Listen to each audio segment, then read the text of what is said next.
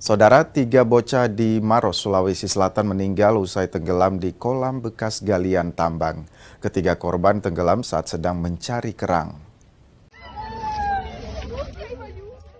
Warga Kelurahan Bontoa, Kecamatan Mandai, Kabupaten Maros, Sulawesi Selatan ini berusaha mencari seorang bocah yang diduga tenggelam di sebuah kolam bekas tambang galian C.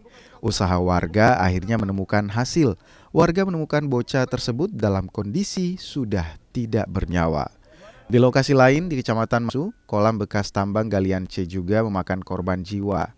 2 bocah bersaudara meninggal usai tenggelam. Keduanya tengah mencari kerang di kol sedalam lebih dari 3 meter tersebut. Menurut informasi yang temannya masih hidup yang 2 orang, alasannya adiknya tenggelam. Ya, terus? Terus datang kakaknya menolong yang tenggelam juga. Oh, terus sempat kita berusaha mencari atau gimana itu, Pak? Ya sempat mencari. Berapa lama Pak baru ditemukan Pak? Ya sekitar 15 menit lah.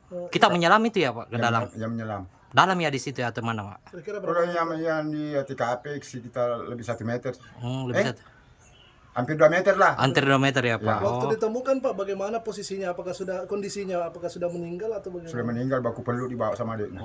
Seluruh korban telah dievakuasi ke rumah sakit dan dibawa ke rumah duka untuk dimakamkan. Asis Hamid, Kompas TV Maros, Sulawesi Selatan.